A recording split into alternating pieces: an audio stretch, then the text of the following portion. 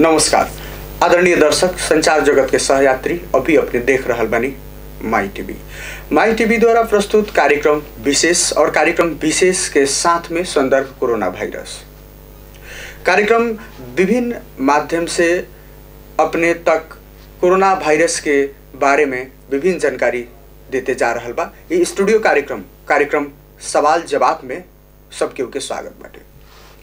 कार्यक्रम के साथ में बानी हम संतोष कुमार और आज स्टूडियो में बानी कार्यक्रम सवाल जवाब के साथ में परसौनी गांव पालिका वार्ड नंबर 2 के वार्ड अध्यक्ष सुरेश कुमार गुप्ता जी वहाँ अभी स्टूडियो में बानी और कार्यक्रम सवाल जवाब के साथ विभिन्न सवाल रही और वहाँ के जवाब भी देहम संदर्भ कोरोना वायरस। तो कार्यक्रम में वहाँ के स्वागत कर जाए। सर नमस्कार। धन्यवाद। सुरेश सर, कोरोना वायरस के महामारी के लेकर के अपने के वार्ड परसौनी गांव पालिका वार्ड नंबर 2 में क्या तैयारी बा, क्या इसे बचल जाए और क्या अपने अपन वार्ड के जनता के बचा रहा बानी? सबसे पहले तो हम यहाँ उपस्थित माई टीवी के माध्यम से यहाँ करने लोगन विशेष रूप से संतोष जी के और वहाँ के संपूर्ण यूनिट के तहे दिल से नमन भी हम करम और रहल की ई हमनी के आवाज़ जहाँ जन जन में जाए वाला श्रोतागण के भी हम हार्दिक आभार प्रकट करते, धन्यवाद और नमस्कार भी हम करतनी। यहाँ कोरोना वायरस के लेके जो आज हमनी के संपूर्ण देश विदेश एको को हमनी के बाकी नहीं थे। जहाँ तक ले कि गांव में भी हमनी के महामारी के एगो जो फैलता ही एकरा के रोकथाम करे खतिरा प्रधानमंत्री स्थानीय तो प्रदेश सरकार जो हमनी के अपन पहल करता ऐसे इ तो एगो माध्यम है, लेकिन हमनी के संपूर्ण अपन बचाव के खातिर का करे के चाहिए वो एगो अपन जो हमनी के स्थानीय तह से हमनी के जो संचालित जो कैले बनी सन एकरा प्रति भी संपूर्ण लोग के संपूर्ण जनता से हमनी के सहयोग मिली कह के हम आशा बनी। जी तो सही बात बा। रुआ लोगन एगो स्थानीय सरकार के जिम्मेवार व्यक्ति बानी लोगन, रुआ स्वयं वार्ड अध्यक्ष बानी। राउर वार्ड नंबर 2 में कौन कौन ऐसा का टोल आबद्ध बाटे? वार्ड नंबर 2 में टोल हमनी के 4 गो टोल बा। एगो यादव टोल बोलेला, एगो बाजार टोल, एगो गोइठई टोल और एगो श्वेता नगर। लगभग जनसंख्या कितना होखे? जनसंख्या हुए समझी ना लगभग 28 से 3000। यदि प्रत्येक वार्ड अध्यक्ष लोग प्रत्येक नगर पालिका, उप महानगर पालिका, महानगर पालिका, प्रत्येक गांव ठाव अपने आप के सुरक्षित राखेला, जनता के सजग सचेत और अपन यदि जिम्मेवारी पूरा करता तो ऐसे भी हमनी के कोरोना वायरस से बच सकल जाता टे। काहे कि घर में रही, सुरक्षित रही, सबसे बड़ा ये अभियान बाटे, भीड़ भाड़ में ना चाहिए। तो अपने अपन 4 गो टोल जौन आबद्ध बाटे वार्ड नंबर 2 में, तो जनता के सजग जागृत बनावे के खातिर अपने अपन वार्ड के संतुलन मिला रहल बानी? जनता घर में रहता नहीं कि नहीं रहत, के बा वहाँ के अवस्था? अपना बारे में ही बताइए, अपना वार्ड के बारे में ही बताइए। हमने के अपन वार्ड में सबसे पहले एक वार्ड से अलग वार्ड में जो जाए खतिरा जो बॉर्डर बा एरिया बा ओकरा के हमनी के कुछ दिन पहले से ही सील करके हमनी के रखले बानी सन, जो कि आज भी प्रमाणित बा। आज भी हमनी के बाजार एरिया भयल, अहिरवा टोल में भयल या फिर गुठई टोल में भयल, हमनी के एगो कमी खातिर रह गल कि थर्मोगन ना भइला के चलते थोड़ा सा कहीं से आवत जावत होत रहा, लेकिन थर्मोगन हमनी के परसौनी गाँव पालिका में आ गई बा, शायद आज आयल बा, लेकिन ओकरा माध्यम से हमनी के पूरा परसौनी गाँव पालिका में भी सील होके वाला बा। लेकिन अपन वार्ड जो हमनी के सचेत जो जागरूक जो करेले बनी सन 10 गो वॉलंटियर रख के प्रशासन के सहयोग में और स्थानीय वासी के हमनी के पूरा उपस्थित में एगो हमनी के माइनोट कैनी सन, मीटिंग कैनी सन कि हेंग तरीका से कैल जाई तो हमनी के आवत जावत जो बाहर के लोग जो बा आवत यहाँ वो हमनी के आवत जावत में कमी हो जाए तो हमनी के सुरक्षित रहम सन कह के तो उ लोग भी अपन सब पूरा मन दिलक लोग। आज भी सुबह में हमनी के उतना बंद कराइए कि हमनी के नहीं ऐसा टोटल किराना दुकान पसल ना खुली तो 2 दिन ना खाली तो ना मरल जाई, लेकिन अगर रोग लग जाता तो हमनी के बस्ती पूरा उजड़ जाई।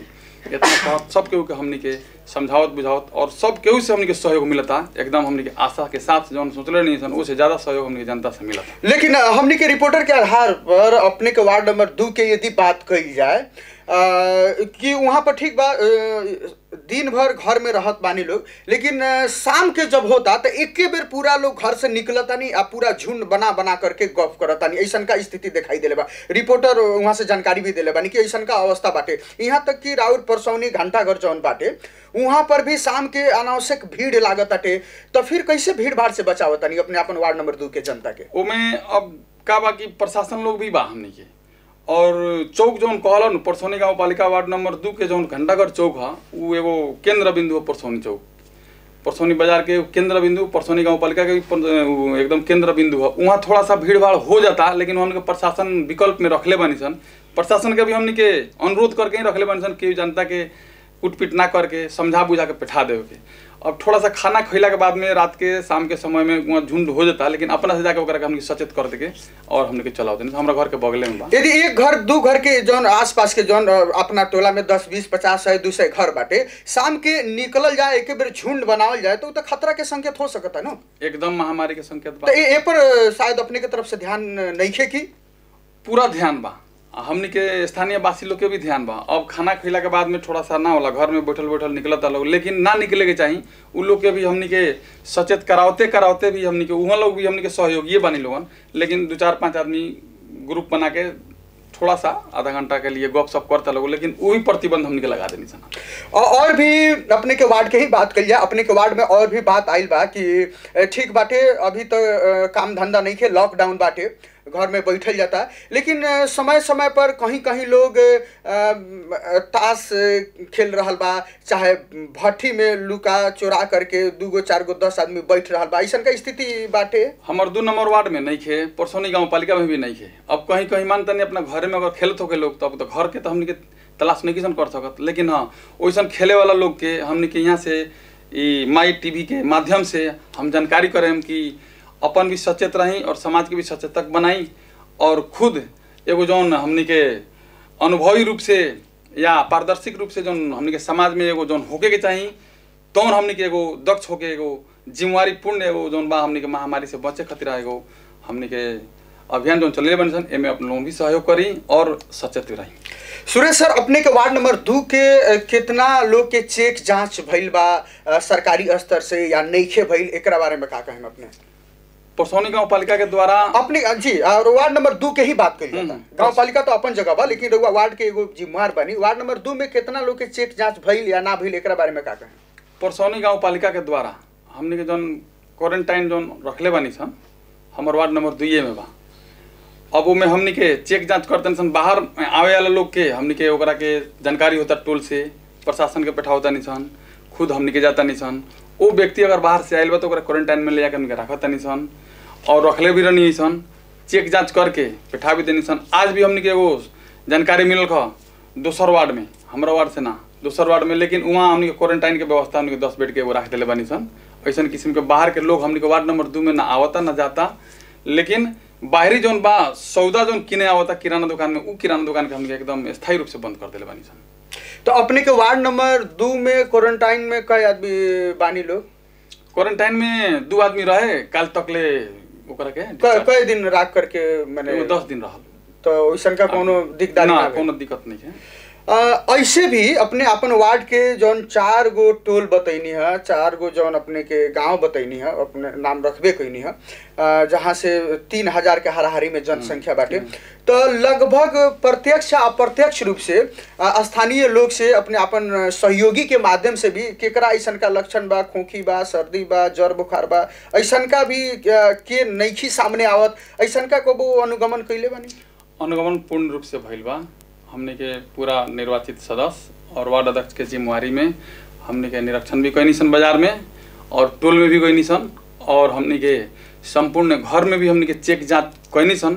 अब केहू लुका लेवे वो अलग बात बा, लेकिन ऐसा किस्म के नहीं के लुकावे वाला, और हमने के जहाँ शंखा लागल था हमने के प्रशासन के बैठा के, डॉक्टर के बैठा के ट्रीटमेंट के भी व्यवस्था हमने कैनी सन। स्वास्थ्य चौकी में भी बा हमने कोई व्यवस्था, संचालक भी हमने के, नर्स लोग के भी, डॉक्टर लोग के भी हम कराए तनी सन। ऐसा किस्म के हमने अभियान कैले बानी सन।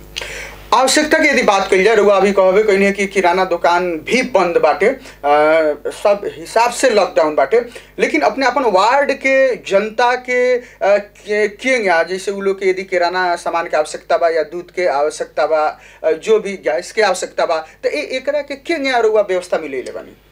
एमे कथी बा संतोष जी, अब तो खाए के भी बा, जान के भी बचावे के बा, और महामारी से बचे के भी बा।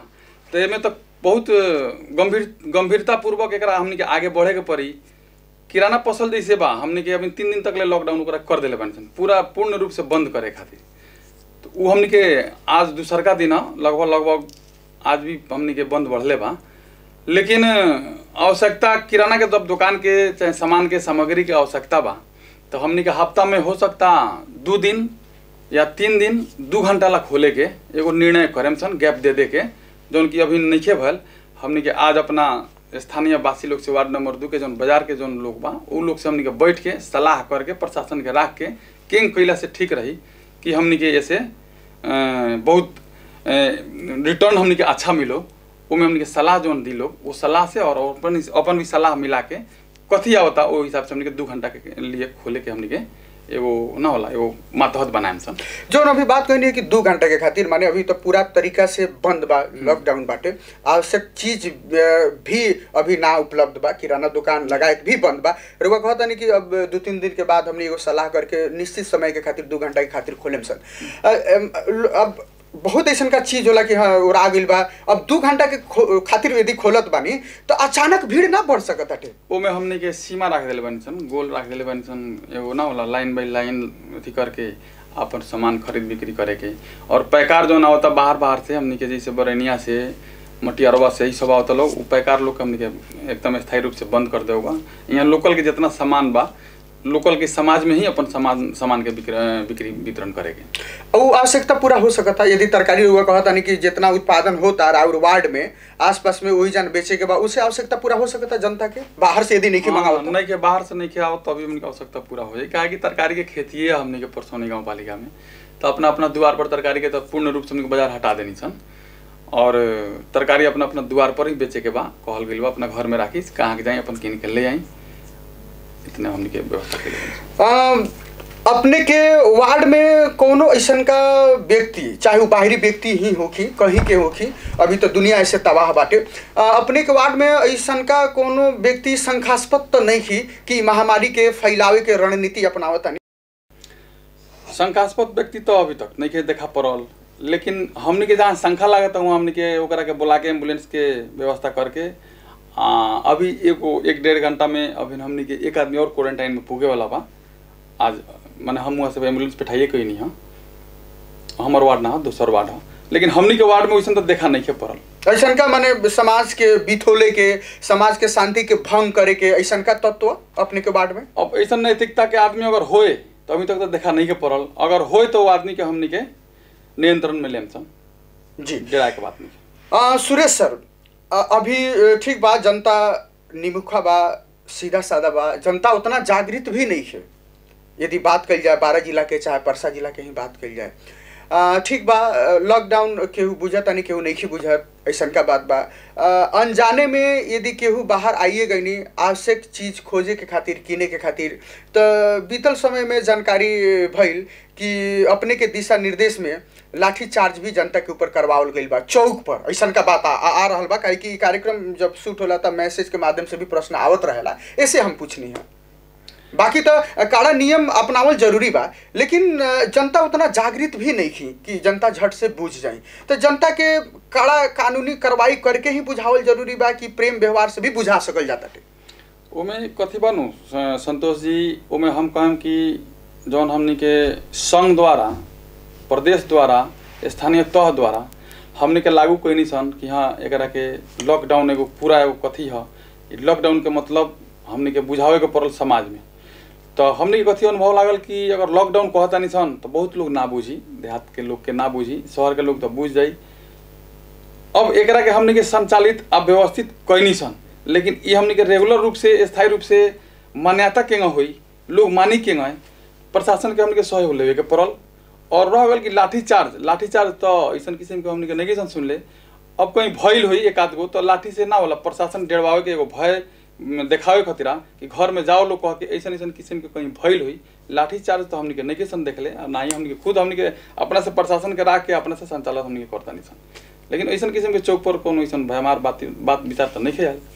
महामारी के लेकर के, कोरोना वायरस से बची और बचाई के लेकर के, जबकि लॉकडाउन में सब लोग घर में बानी, सारा काम ठप बाटे, महामारी के लेकर के राहत वितरण के यदि बात कही जाए तो अपने के वार्ड में अभी तक कितना बजट आइल बा, केंगे आइल बा, केंगे राहत के बारे में चर्चा हो रहा बा, एकरा बारे में कुछ बात बतावल जाए। राहत हमने के काल 2 नंबर वार्ड में काल और आज भी वितरण करे के बा। काल कोई नहीं सन, काल 200 आदमी के बंटनी सन, 363 आदमी के हमने के ना होला, एगो गरीब अति विपन्न जौन कहल जाला वो परिवार के हमने के डाटा लेनी सन।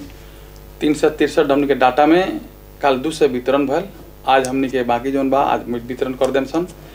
लेकिन ओमे एगो ई जौन माध्यम बनेनी सन वितरण करे के, तो जनता के जौन ई महामारी से कष्टकर जौन जिंदगी हो रहा बा, एगो आमदनी खत्म हो गल, खाए के बा खाए ना जाई तो जियल के जाई, महामारी से बचे खतरा बाहर ना जाइल जाई तो कमाइल के जाई।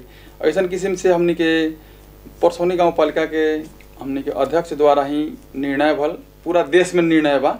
एकरा के हमने के का कहनी सन 20 किलो चावल तत्काल, 1 किलो नून, 1 किलो दाल, 2 गो मास्क, 2 गो साबुन, 1 गो मास्क के व्यवस्था तत्काल करके हमने काल वितरण कहनी सन। लेकिन ई एगो माध्यम हो, एगो बनावल गइल बा, सिस्टम एगो बनावल गल, ऐसे होई कुछ हो ना, लेकिन जौन गरीब जौन अति गरीब बा ओकर चूल्हा नहीं के बरत उ व्यक्ति के हमने के चुनता नहीं सन। लेकिन एमे थोड़ा सा गैदरिंग हो जाता, जगह प्रशस्त रूप से पूर्ण बा ओकरा ना दिला से भी होई, वैसा व्यक्ति भी थोड़ा सा एमे उपद्रव करता, तो वैसा व्यक्ति के भी हमने के समझा के बुझा के लेके चलते नहीं सन। ऐसा किस्म के बात नहीं है कि नहीं के बुझत, वो भी एक व्यक्ति बुझाता। और हमने के जो लाठीचार्ज वाला जो बात कहनी है ना, तो लाठीचार्ज तो खैर ठीक बा, प्रशासन अपने हिसाब से अपन शैली में जाई। प्रशासन अगर मानतन उ भी तो कहीं के बेटा है, केकरो बेटा है, एबरा कर्मचारी बा उ भी केहू के बेटे है, वो अपन भी तो अपन जान के सुरक्षा करे नू। हमने धन्यवाद देवे के पड़ी प्रशासन के लोग के और डॉक्टर के लोग के, जौन की हमने कर्मचारी लोग आज जौन साथ देता, एंगे साथ अगर देते रह जाई तो हमने के परसौनी गाँव पालिका महामारी से या हमने के एंगे अगर करते रह जाए तो पूरा संपूर्ण स्थानीय तो अभी हमने के पूरा संपूर्ण नेपाल भी महामारी से बचे वाला हमने के देखा नहीं सन। अभी जो बात कहनी है कि जिनकर आवश्यकता नहीं खे राहत लेवे के, अभी तो सबसे पहले का अति गरीब के देखे के बाकी जो रोज कमाता नहीं रोज खाता नहीं, तो अपने के पूरा जनसंख्या मध्य वैसन का अति गरीब के लिस्ट कितना तक बाटे? गरीब के लिस्ट 363।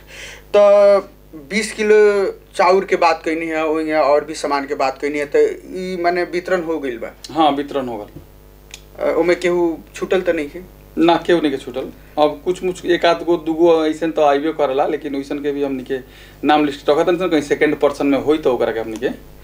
लेकिन बहुत ऐसा का वार्ड में ये भी बात आ रहा बा कि वार्डा अध्यक्ष के आसपास में रहल उ अति गरीब नहीं की, उ लोग के भी खास करके अपन अपन कार्यकर्ता के पट्टी पटीदार में बांटल गइल बा, ऐसा का तो अपने के वार्ड में नहीं है? ऐसा किस्म के नहीं है, हमने के पूरा एकदम एक पूरा अपन डिसीजन जो हमने के लेनी सन कि राष्ट्रीय मान्यता प्राप्त भइल पार्टी के राख के और खुद हमने के अपन जो जीतल प्रतिनिधि बा ई राख के, जैसे कम्युनिस्ट भैल, कांग्रेस भैल, हमने के फोरम भैल और राजपा के 4 गो प्रतिनिधि राख के वार्ड अध्यक्ष के संयोजक बना के और सह सचिव के स्थान दे के हमने के कार्यालय सचिव के राख के हमने के एगो समिति एगो टीम बनावल जाई और टीम के माध्यम से नाम कलेक्शन कल जाई और नाम कलेक्शन करके ले आके फिर हमने कितना आंकड़ा एगो बनावल जाई।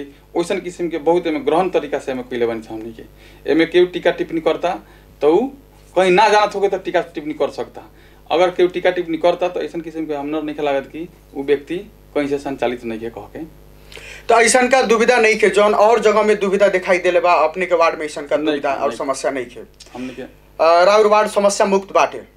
अब समस्या मुक्त तो ना कहे राहत के लेकर के, राहत के लेकर के, राहत में तो हमने के पूरा एकदम संपूर्ण पार्टी के बैठा के अपना हिसाब से जेंगे जेंगे अपन नाम आयल होंगे जौना के जितना नाम आई रहा वो में से हमने करेक्शन करके हटा के रखनी सन, सब सहमति से काम भल।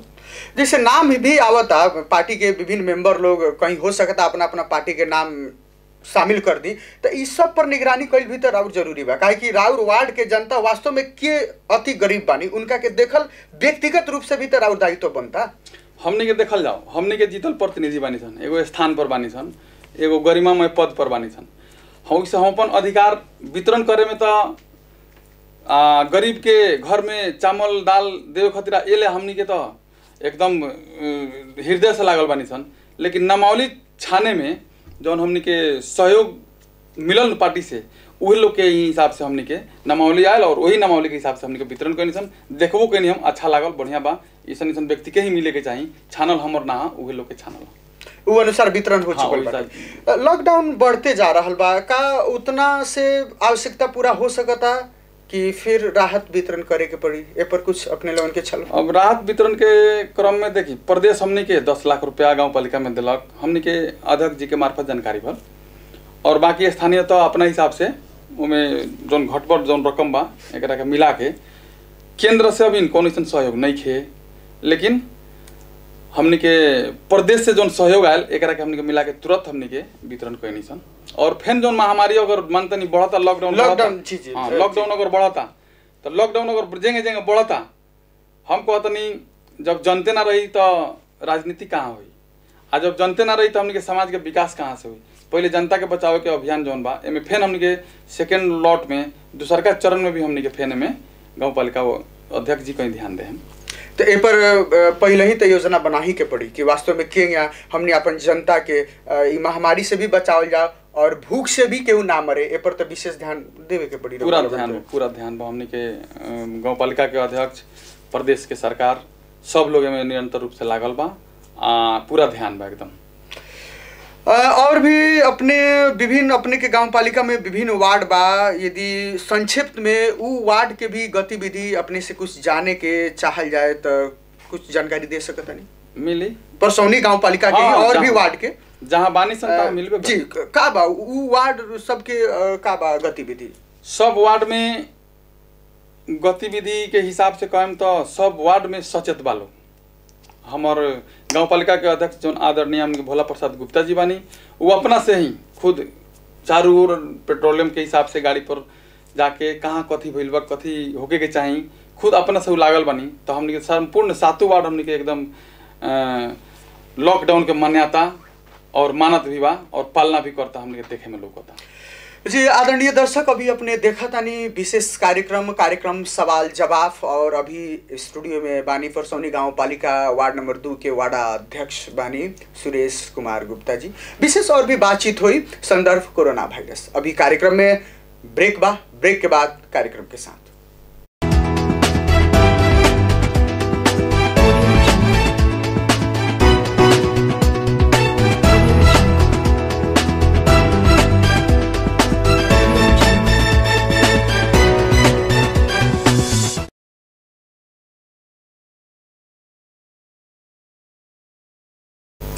ब्रेक के बाद कार्यक्रम में स्वागत बाटे। और कार्यक्रम अभी देख रहल बानी विशेष संदर्भ कोरोना वायरस कार्यक्रम सवाल जवाब, और अभी स्टूडियो में बानी परसौनी गांव पालिका वार्ड नंबर 2 के वार्डा अध्यक्ष बानी सुरेश कुमार गुप्ता जी, वहां से विशेष बातचीत हो रहल बा। सुरेश सर, कार्यक्रम में स्वागत बा ब्रेक के बाद। धन्यवाद। सुरेश सर, विभिन्न किस्म के दुविधा कष्ट कठिनाई मानव जीवन में आ रहल बाटे। ये महामारी के अभी तक दवा भी पता नहीं लागे सकल, काहे ऐसन का समस्या समय समय पर आ जाता मानव जीवन में? देखल जाओ, अब एमे कथी बा, मानव जीवन जिए खतिरा कष्टकर ही जीवन हमरा अनुभव अभी तक ले भइल। काहे कि हरेक साल कभी एकरा पहले हमने के डेंगू के शिकार रही सन, उससे पहले कुछ दिन पहले भयमार बीमारी HIV आई रहे, एकर भी निराकरण हो गल।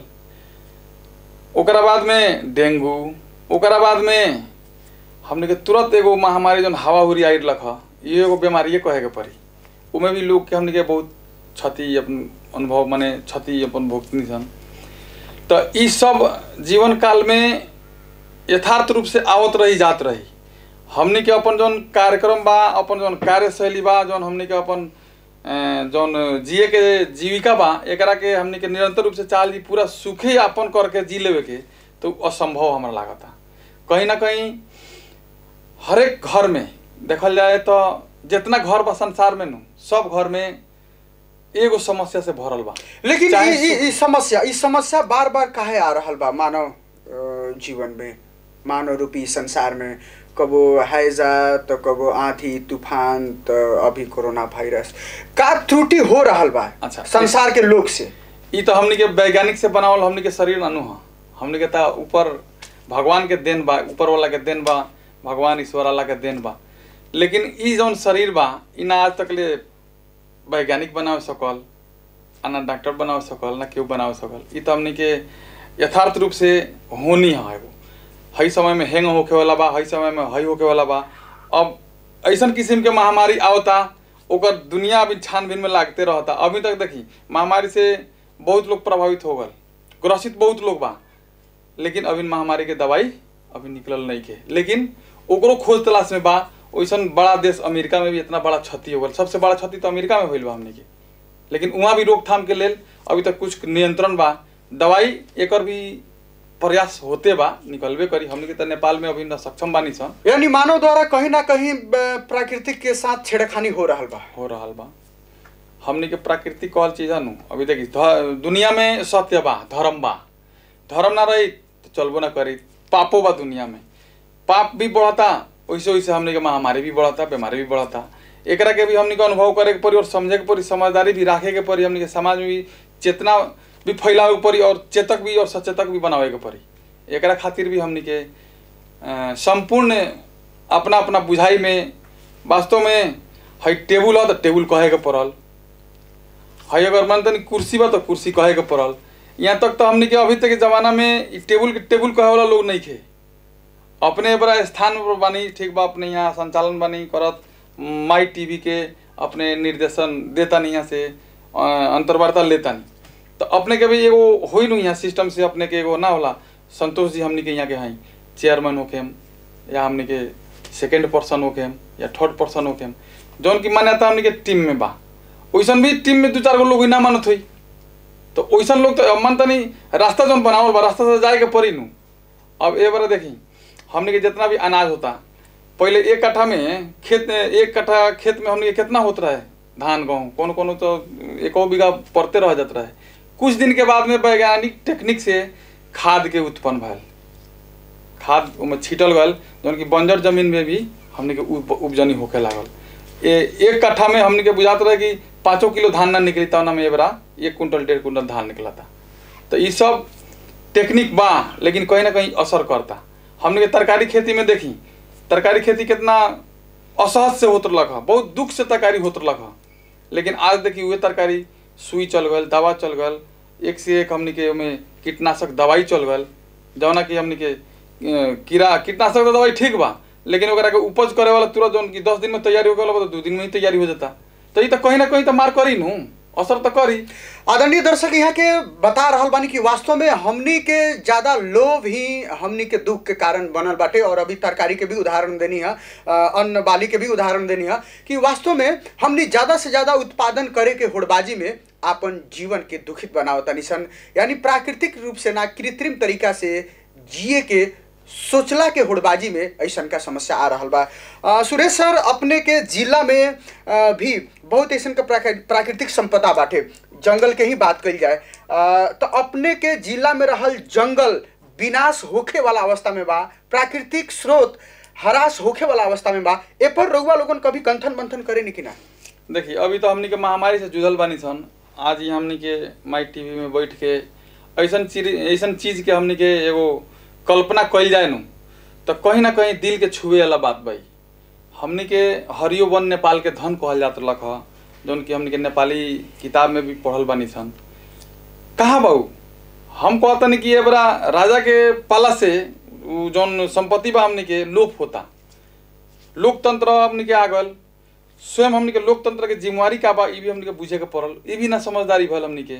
लेकिन हमनी के संघ द्वारा ही हमनी के वन के जौन विनाश भइल बा आ होता, कहाँ कहाँ से लोग पहाड़ से जाके बस जाता, 2 बरस 4 बरस में ओकरा के लालपुर जाके हमने के बना के हमने के सरकारे दे देता, सुकुम्बासी कह के दे देता। का जंगल के विनाश नहीं के हो, हमने के उसे क्षति नहीं के, हमने के उसे तकलीफ नहीं के, बहुत दुख बा। लेकिन अगर आवाज बार बार हमने के उठे सन, यही बा। हमरा का मतलब कि राजनीतिक हो हर एक पार्टी से हो, कांग्रेस से हो, एमएलए से हो, राजपा से हो, अपने के फोरम से हो, लक्ष्य एगो रखल जाओ ना कि देश के सुलभ, प्रदेश के सुलभ केंग बनावल जाई, कौन एगो माध्यम पर लेके जाए जाई, जौन कि फ्रांस, इटली, अमेरिका के जैसन जैसे चाइना हमने के आगे बढ़ल बा, वैसन हमने के कौना स्थान पर हमने के चल जाई, वैसन देश के हमने के बनावल जाई। ऐसा सोच के हमारा बुझात नहीं है। अभी तक हमने के बुझाता कि लोभ में, प्रतिलोभ में कुछ ढेवा के, कुछ ना वाला रकम के, चाहे कुछ ऐसा लोभ दे देता नहीं कि हमने के कहीं ना कहीं समाज में भड़काऊ बात बोल देता नहीं, और वहाँ से हमने के कैच कर लेता नहीं सन, केंद्र से संचालित हो जाता। एगो गांव में छोटा सा झगड़ा होता तो केंद्र से फोन आ जाता। वास्तव में हमने के जो प्रदेश के खंडन भल, 7 गो प्रदेश के जो हमने के खंडन भइल बा, ई खंडन के जो हमने के नियमावली बा, कहाँ नियमावली लागू भइल बा अभी तक। हमरा कहे मतलब जैसे यहाँ प्रशासन के देख ली, हमने के विचलित स्थिति में बानी सन, पद एक पर बानी सन, एगो वार्ड के अध्यक्ष के पद पर बानी सन, मेयर के पद पर बानी सन, लेकिन ऐसा लागता, देखे में लागता हाँ ये तो वार्ड अध्यक्ष नहीं, बहुत पावर बा। लेकिन हमने के अनुभव कथी करते नहीं सन कि देखी कहीं भी हमने के पावर से खिलवाड़ करल जा रहा बा। हमने के देश में केंद्र से जौन हमने के नियमावली जौन बन के आयल बा, कहाँ बा वो नियमावली? आज जौन हमने के प्रशासन के बा, केंद्र से संचालित हमने के प्रदेश में प्रशासन बा। ये बार हमारा कहे मतलब केंद्र से जब संचालित प्रशासन यहाँ जब करता, निरीक्षण करता, केंद्र के आधार पर ओकरा माध्यम से चलता, तो प्रदेश सरकार कथी करी? प्रदेश सरकार कहत भी बा तो वहाँ मान्यता नहीं के, केंद्र के सरकार ही मान्यता बा। तो अभी तक ले प्रशासन हमने के केंद्र के द्वारा ही छोड़ल गई बा। ई जैसे हमने के इंडिया के बिहार बा, चाहे आंध्र प्रदेश बा, चाहे दिल्ली प्रदेश बा, जाके देखी तो वहाँ पुलिस के वहाँ बिला पर लिखल बा ना, बिहार पुलिस, दिल्ली पुलिस, वैसन किस्म के कहाँ हमने के भला अभी तक 2.5 साल हो गल, ये कब ले हुई? यानी अभी के संदर्भ में कोरोना वायरस के जो महामारी फैलल बा, राहत वितरण के क्रम में भी कहीं ना कहीं मतभेद बा। जैसे राउर बात से तो ये भी लागता कि जौन सुविधा यहाँ आवे के चाहिए उस सुविधा नहीं खे आवत, बाकी कहीं सुविधा ये पहाड़ में ज्यादा मिलता, ऐसा का राउर बात के संकेत लागता। ऐसे हम पूछनी है, पहाड़ में सुविधा बा। देखी हमने के जौन संघ के जौन नियमावली बा, 6 गो प्रदेश जौन मतलब वार्ड अध्यक्ष के एकल निर्देशन में 4 गो जीतल सदस्य जौन बा, 5 गो प्रतिनिधि के मातहत से जौन वहाँ वितरण जौन भइल बा, ओकरा हमने के मान्यता ना देनी सन। के संघ से भी आई रहे हमने के यहाँ, ओकरा के मान्यता ना देनी सन। हमने के प्रदेश से जौन आयल, प्रदेश के नियमावली हमने के ठीक लागल कि ये वो राहत और गरीब तक ले केंग पहुँची। हम 5 आदमी बानी सन, कहीं केहू छूट जाता तब यहाँ टीका टिप्पणी होके वाला बात हो जाई। तो हमने के में राष्ट्रीय मान्यता प्राप्त भइल, पार्टी के हमने के राख के सर्वदलीय ना होला, एगो सर्वदलीय मीटिंग करा के हमने के वितरण करे के एगो निर्णय कैनी सन, जौन की प्रदेश के निर्णय पर हमने के सहमति कैनी सन। ये हमने के भी निर्णय है, इस ऐसा निर्णय होके चाहिए। आज मानता नहीं बहुमत के सरकार बा पहाड़ में, आज बहुमत के सरकार बा, कोनो भी चीज के दाब के भी चलल ठीक ना हुई। जैसे मधेश के हमने के वन जंगल लोप होता, कहाँ सरकार के कोनो ध्यान बा? वन मंत्री कहाँ बड़ा हमने के केंद्र के कोनो ध्यान नहीं खे। वन कटाई हो रहा बा, पहाड़ी लोग के वहाँ बैठता, मधेसी लोग के वहाँ गुजरे नहीं के, धन बा मधेश में आ राज बा पहाड़ी शासक के, ऐसा किस्म के वहाँ निर्देशन भी भइल बा। आदरणीय दर्शक यहाँ के बता रहा बानी कि अभी भी प्राकृतिक संपत्ति के यदि ना बचावल जाए, प्राकृतिक दौलत संपदा के ना बचावल जाए, तो जेंगे आज विश्व दुखित में बा, वही यहाँ हमने भी एक दिन दुखित हो सकता निसन। ऐसे तमाम बात के यहाँ के सारांश और निष्कर्ष बा कि संपत्ति जौन संपत्ति बा, प्राकृतिक संपदा बा, ओके हमने मिलजुल के बचावल जाए और समानता के व्यवहार होके, एकता के व्यवहार होके, मतभेद के व्यवहार ना होके। सुरेश सर, हमने कुछ देर के खातिर फोन लाइन खुला करनी सन, अपने के जिला के होके या अपने के ठाव के होके जनता कुछ बात रखे नहीं संदर्भ कोरोना वायरस के लेकर के, जनता से रुआ बात कर सकता नहीं? हाँ कर सकता जी, रुआ लोगन बातचीत कर सकता नहीं। बात करे के खातिर 98-122-12-761 नंबर बा, ए पर बातचीत कर सकता नहीं। और अभी हमने फेसबुक के माध्यम से भी एक कार्यक्रम के हमने जानकारी दिले रहनी है सर, रुआ लोगन के फोन भी आ रहा बा। रुआ लोगन आपन जौन भी प्रश्न बाटे संदर्भ कोरोना वायरस के लेके वो प्रश्न रुआ पूछ सकता नहीं। कार्यक्रम के साथ के बानी संपर्क में, वहाँ से हमने बातचीत कर जा। हाँ हेलो, नमस्कार। नमस्कार जी, अपन नाम सुनाए? जिला 12 गांव पालिका परसौनी वार्ड नंबर 1 नाम ललन पटेल। बहुत बहुत धन्यवाद बा। अपने परसौनी गांव पालिका के ही बानी और अपने के परसौनी गांव पालिका वार्ड नंबर 2 के वार्ड अध्यक्ष सुरेश कुमार गुप्ता जी बानी। संदर्भ कोरोना वायरस के लेके अभी बातचीत हो रहा बा। अपने के कोनो जिज्ञासा बा, कोनो प्रश्न बा वहाँ से? ठीक बा, हम बतिया बानी। जी, बात कइल जाए। हेलो। हाँ भैया, बोलो। क्या बा कि जे हमनी के जौन देश में जौन राजनीति विडम्बना चल रहा बा, आज 3 तो सरकार बा, केंद्र सरकार, प्रदेश सरकार, स्थानीय सरकार। एगो स्थानीय सरकार के तुम भी एगो पदाधिकारी बड़ा। आज स्थानीय सरकार हमनी के वन संरक्षण करे खातिर परसौनी के स्थानीय सरकार का कइले बा पहल। ठीक बावरी जी, रुआ प्रश्न एक ही बेर करेम कि जैसे प्रश्न करेम ओकरा बाद जवाब माने सिस्टम से कर दनी कि आज यहाँ वृक्षारोपण के परसौनी गांव पालिका में बहुत ढेर सार्वजनिक जगह बाड़ा सन। वो सार्वजनिक जगह में परसौनी गांव पालिका से कहीं वृक्षारोपण कार्यक्रम कभी भइल बा? वैसन कार्यक्रम यहाँ चलावल बा? वृक्षारोपण के काबानो भैया कार्यक्रम चलावल गइल बा और 3 नंबर में प्रमाणित भी बा। हमने के 3 नंबर से शुरू कैले रहनी सन और ई केंद्र के बजट है, प्रधानमंत्री स्वरोजगार के बजट है, वहाँ से हमने के बजट आई रहे और 3 नंबर से हमने के शुरू कैले रहनी सन। तले महामारी के समय हमने के आ गई रहे। खैर ठीक बा, लेट भइल बा चाहे सवेर भइल बा, हमने के टीका टिप्पणी कइला के जरूरी नहीं खे। एमे कथी करे के बा? माने हम एगो सुझाव देता नहीं। हाँ, बढ़िया बात है। स्थानीय सरकार के एकदम पहल बनता कि सार्वजनिक जगह जहाँ बा अपना गांव पालिका के बजट से हम ओकरा के वृक्षारोपण कार्यक्रम कर देतानी, तो यहाँ के ही जनता के भविष्य उज्जवल हुई, यहाँ के पर्यावरण ठीक रही, यहाँ के वातावरण ठीक रही, यहाँ के हमने के सिस्टम ठीक रही। पहले जब तक हमने अपन गांव पालिका के सुधार न करिए, यहाँ के स्थानीय सरकार अपन काम कर यहाँ कह के ना हम ना करम तो हम दूसरा के कैसे और कुछ को हो सकता नहीं, ओकरा से हम का कुछ प्रश्न कर सकता। सुरेश सर, यहाँ के गाना बाकी हमनी के जो दायित्व बा हमनी तो पूरा कइल जाओ। हमनी के अभी लागले बानी सनु, होते बानू, वृक्षारोपण कार्यक्रम होता। अब एगो गांव पालिका भर में एक बेर में तो अब एक बेर में तो चारों ओर तो 7 वार्ड में तो ना हुई, लेकिन हाँ 3 नंबर में 2 नंबर में ऐसे एगो ना होला स्टेटस बना के हमनी के आगे चलता नहीं सन।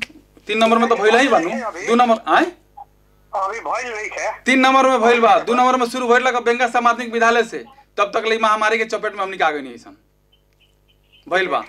खैर ठीक, और अपने के सलाह भैया जौन सलाह अपने देता नहीं अच्छा बात बा, सराहनीय बात बा। ऐसा ऐसा भी सलाह हमनी के गांव पालिका में भी एगो ना होला सलाह पेटिका बा ओमे दे। जी जी हाँ जी जी, कोरोना के लेकर के, कोरोना वायरस के लेकर के जो आज विपत आइल बाटे, ई विपत के लेकर के राहत के यदि बात कल जाए या लॉकडाउन के बात कल जाए, इस संबंधी अपने के गांव पालिका के कोनो जिज्ञासा बा या अपने के वार्ड नंबर 2 के कोनो जिज्ञासा बा कहल जाए? चावल कुछ वितरण भइल बा, कुछ लोग के चावल ठीक मिलल बा, कुछ लोग के चावल खराब मिलल बा। एमे से गांव पालिका वार्ड अध्यक्ष से लेके गांव पालिका अध्यक्ष तक ले यहाँ पहल करे के पड़ल कि जो मिल वाला चावल दलक काहे दब दलक ढेवा बढ़िया ललक, तो चावल दब काहे दलक? कहाँ पर ऐसा का स्थिति दिखाई देले बा? वार्ड नंबर 2 में कि पूरा परसौनी गांव पालिका में? एक में अभी नेक में हम देखला बानी। ठीक बा, अगर चावल दब बा जैसे खराब बा चाउर तो वार्ड नंबर 1 के वार्ड अध्यक्ष ओकरा के ना हुई तो गांव पालिका में गांव पालिका अध्यक्ष से जाके कहस। और जहाँ से हमने के चावल उठल बा ना भी कहियन तो हमने के जानकारी हो गल। जहाँ से चावल उठल बा, बातचीत तो होते हुए जहाँ से हमने के चावल उठल बा उ मिल वाला के हमने के अभी तक पेमेंट नहीं सन कइले। हो सकता वो मिल वाला के बोला के हमने के चावल फिरता करम सन, चाहे हिसाब से अपन हमने के बात करम सन कि हाँ एग्रीमेंट अनुसार तू चावल नहीं खरीदले तो तोहरा पर कौन कार्रवाई होगी चाहिए, कार्रवाई भी में चिंता करे के बात नहीं के भैया। अच्छा ठीक बा, एगो और महत्वपूर्ण प्रश्न बा। अब सुरेश जी जवाब अपने दी चाहे यहाँ के वरिष्ठ नेता लोग जवाब दे कि आज यहाँ जौन आंदोलन भइल मधेश में